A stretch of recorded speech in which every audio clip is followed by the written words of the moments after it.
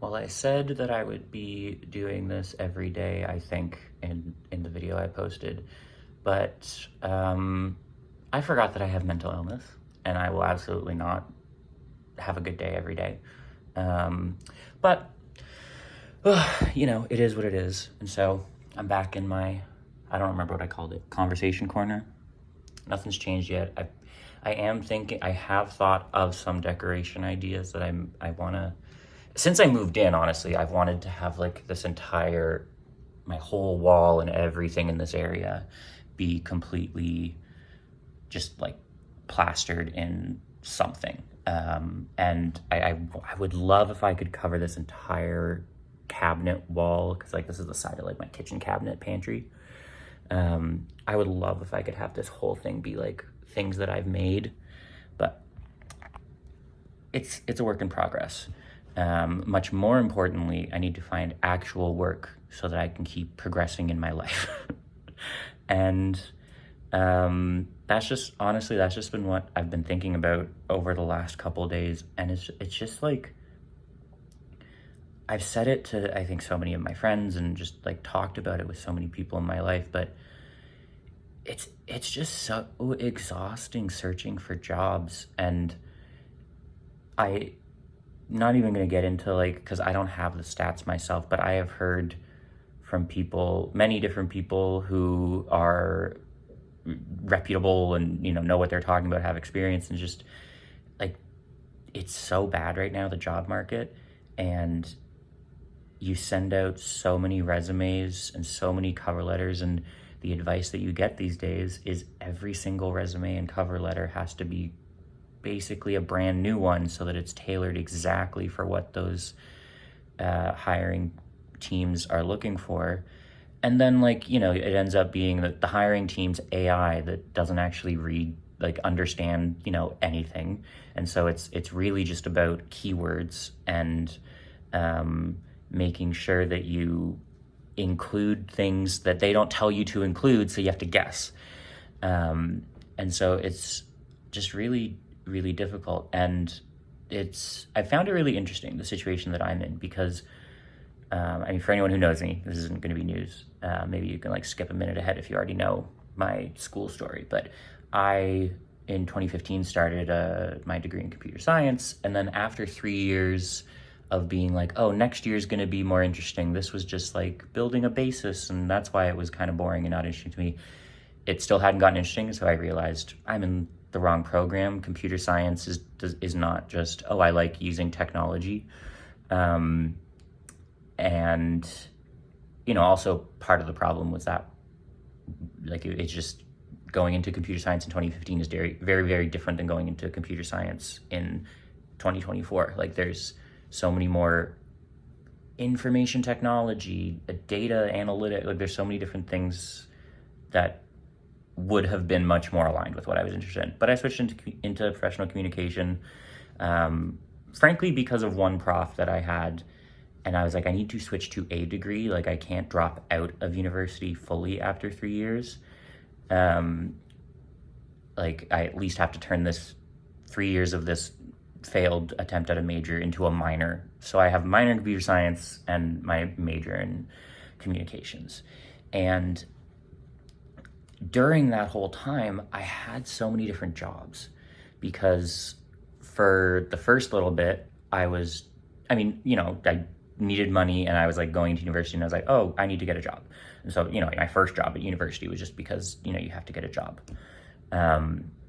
But then pretty much every job after that was me playing around and trying to figure, like, is there something in computer science that I could enjoy? Like, is there a career in computer science for me? And I think there definitely is. Like, sometimes I sit and think about how much I regret switching programs, because, like, if I had stayed in computer science, I could theoretically have a very good paying job by now. I would have graduated in 2019 or 2020. And that would be, I'd be 4 years potentially into probably something like web design, because that's something that I am very capable of doing, and it's something I still do, especially like in communications, that's one of the big areas of technology that, they focus in our degree, is web design and online apps and stuff. But having that period of 4 to 5 years where I was trying out many different jobs, and often like I never worked less than 2 jobs at once. Not always paid jobs, like sometimes it was technically I was a volunteer, but like in terms of the amount of hours I was doing, it was always 2 part-time jobs, 10 to 15 hours a week, 2 of those. So 20 to 30 hours a week on top of my computer science degree courses, which was like, I don't know, 30 hours of classes and labs a week. And then obviously it was a much smaller workload when I was in communications, but I compensated by getting a 3rd job a lot of the time once I had switched degrees. And it was also during the pandemic, so like it was a lot easier to have multiple jobs because every job was online unless you were like a doctor or a nurse. But the consequence of having too many jobs and whatever is your resume looks like you can't hold down a job. And so it's not like my issue wasn't that I couldn't hold down a job. It was partially because sometimes student jobs, like it's a job just for one semester, like they've created it for one project or whatever. And so sometimes the job literally was created that semester and ends that semester. Like I'm the only person who will ever have this job. So that's why it's only 4 months on my resume. And so I found that I don't lie on my resume, but what I end up doing to try and make more sense to someone who's using half a brain cell to like scan through the resumes, because no offense, like I've been there, I've been that person going through like student resumes and just they're all basically the same thing, and like you can tell they some of them might have even been in the same course because like they have the same templates and stuff. So like I get it. It's like when you're in that mindset of just flipping through people's resumes, you're not going to be thinking like, oh, what are all of the smaller extenuating circumstances that could lead to this person's resume looking like this? So what I end up usually doing is all of those roles I usually summarize into like 2 titles on my resume, and I'll say like programming assistant at my university, and it'll be the 2 or 3 programming in this case not meaning computer science programming, like event programming and like therapy and like just social programming for students, and I'll just put that into my resume as one sort of headline or whatever. But honestly, the reason why I'm talking about this in the video today is because I just came across, it was from the Globe and Mail, and there was no comments, no likes on the video yet. So literally seconds after it was posted, I assume, it came on my feed, and it was just like, I think it was only a minute, like it wasn't very long, but it was a journalist doing a piece on the problems with the job market or whatever, and it only focused on how the job market sucks and whatever because so many people are lying on their resumes. And I was like, is this talking about me? Because I guess you could technically say that I lie on my resume because the title that I put is not technically the job title that I had, and I group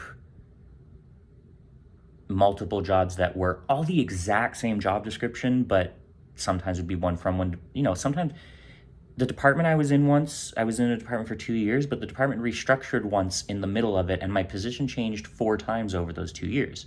And so it's just like, yeah, I'm lying, I guess, but the real problem is the fact that there's not a real system going into any of this hiring and recruitment, and then don't even get me started on retention, because recruitment's in the can these days.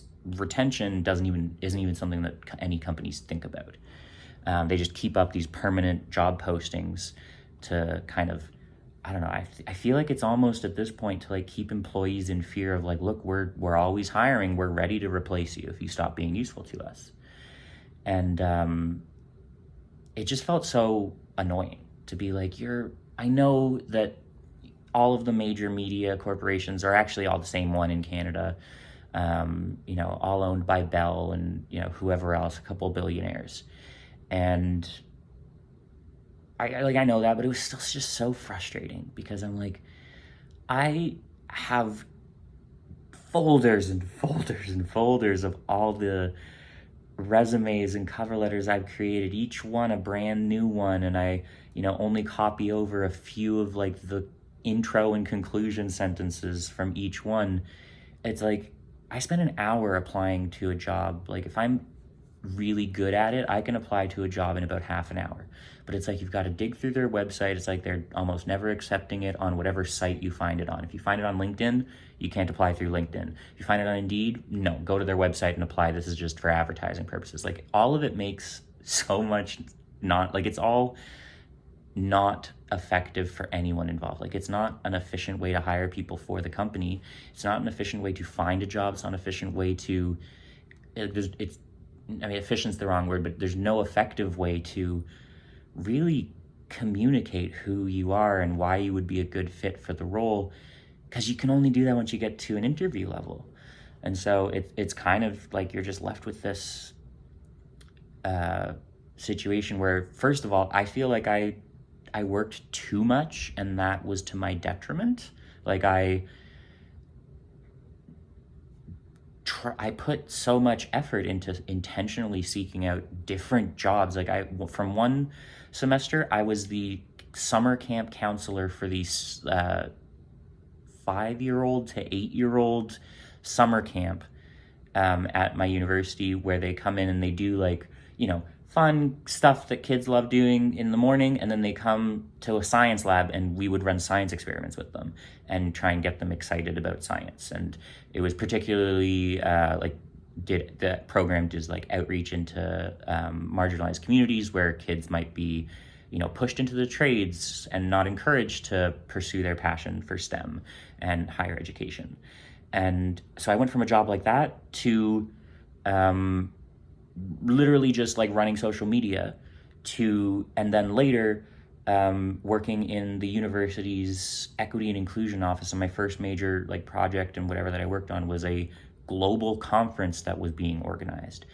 And so it's like I intentionally did that, but it now very much feels like it's coming off as, oh, I'm not a reliable employee. Also, yeah, it's shaky because I am doing this organically and I'm not using a tripod. I'm holding it with my hands. Obviously not that one. And so, yeah, it's just an interesting situation to be in. And then, add on top of it, the only reason I'm unemployed in the first place is because I had the audacity to tell my manager that I wasn't going to cover up sexual assault in the workplace. And I was fired for that. And so it's like, how do you win? You kind of have to even knowing someone isn't enough these days. Like my mom is in a good position, fairly notable or whatever in her organization. Like most of the people who have a hand in hiring and firing or whatever probably have heard of her if they don't actually know her. And even still, it's been 6 months since I've told her, hey, if any job comes up at your work that you think I would be a good fit for, please feel free to recommend me. You can give them my resume, give them my website, whatever. You can give them my phone number. You can FaceTime me while you're standing next to them and I'll talk to them. Whatever needs to be done, because it's, I would love a job. Would love to be able to buy groceries. And even with that, nothing has kind of come along because, the main reason being that we just underfund our healthcare system, so they are not hiring as much as they probably should be. And I know that there's been cases where, someone's left, but they're redistributing the role amongst it. And so it's there's just not really a winning situation. I literally took courses in my first year of when I switched into Procom, where it was the whole course was on the science of job applications and whatever, and how do you, studying it from a communications perspective, obviously half because we would have to apply for jobs in the future, like everyone does, and also because there's a lot of jobs that like a communications professional could end up in where they're part of hiring and the overall employment affairs of an organization. And so like I know that I'm not doing anything that's totally like wrong. Like, if I was sending out resumes with my picture on it and whatever, and like I know I'm not doing any of those things. And so it's even when you're doing everything right and try to get extra work experience, like the amount of unpaid work experience that I have as well. Like I ran 4 province or nationwide conferences for my university for free. Like, and I did it because obviously I got things out of it. Like by running those conferences, I was able to network with some really amazing people that I actually am still in touch with today. And it's actually, like zero regrets about doing it. But it's just like the whole time people say like, oh, do this, do that, do this, do that, and then you'll be able to get a job. And it's kind of just not true. You're going to get a job if you know the right people or if you happen to be in the right place at the right time. And it's really like, I think that's kind of all it comes down to. Like you can do everything right and absolutely still not end up with a job, or certainly not a stable, adequate paying job. Like I know that I could obviously get I don't know, I could go to Walmart and apply and be a Walmart greeter or something. Like I could probably do that, but that's not going to pay the bills. And so like I would still end up having to either like borrow money from parents, whatever the situation would be. But yeah, that's just what's on my mind today. I'm not like, depressed, like whatever about it. Like I'm frustrated about it because it's like, if I am having this hard of a time and I did all the things that you're supposed to do, go to university, get straight A's in high school, like all the things they say they're going to set you up for success. And it's like, nope, sorry, not for you, not yet. Like I know it'll happen one day. I'll find a job at some point. Hopefully, knock on wood, I'll be able to make my own job. Would love to make my own business out of the stuff that I'm passionate about one day. But you need like a job first so that you can build up a little bit of money to start your own thing and whatever, right? So yeah, this just shout out to all of you in a similar situation or in just any situation that's just, yeah, you've been told like to do this and then you'll get a promotion. Like even if you have a job, like I know people who literally work for companies or places where their parents are in the C-suite. Like one of their parents or an aunt or uncle, where like they know people who are legitimately, there's no one higher than them. Other, the board of directors, power, how the way that it works. Like, but really there's no one higher than, they have connections to the highest point of the company. And they're still getting screwed over, passed over for promotions, or their managers like lying to them and underpaying them or like things like that. And so it's just like, even when the odds are unfairly on your side, like, it's unfair that I have a connection to my mom. It's unfair in the sense, like, it's not unfair, like I didn't do anything. So it's not that I acted unfair, but it's unfair to all the people who don't have that connection, who might get a job. Like if I end up getting a job through my mom, I'll like feel a little bit of guilt for it. Cause it's like, oh, there might've been someone who didn't have the connection who would have done a better job than me. And it's like, that's just like the world relies on that. Like there have to be like people who lose, and it's just really, really shitty. So if you feel shitty, keep sending those job applications out when you can, and don't feel bad when you are too exhausted and just emotionally over it when you can't. I've been like trying to like putting in my calendar like 3 hours of like, okay, you're gonna spend 3 hours applying to jobs and whatever. And sometimes it comes and I'm like, I don't have the energy to write another one of these. Like just, it feels very disingenuous. It feels very performative. It's like I'm applying to these jobs and I know like you're probably never even gonna read it. Like there was even a job that I applied to while I was working in the department at my university. They they encouraged us, like, they didn't come to me say, David, you should do this, but they encouraged us generally, like, oh, this position's up, like, we want people who we would love to promote internally, blah blah blah blah blah. I applied. I was not only not hired, not interviewed, they told me they didn't even get my resume. My current supervisor, and so this is like, and I don't want to like call out my current supervisor and be like, so why the fuck didn't you hire me? You know, like, that's rude. And so it's like, maybe someone really good came along and so they hired that person instead. And like, that's fine. That's how life works. If I don't get a job because there's a better applicant, that's just going to happen, of course. And I wouldn't be mad about that at all.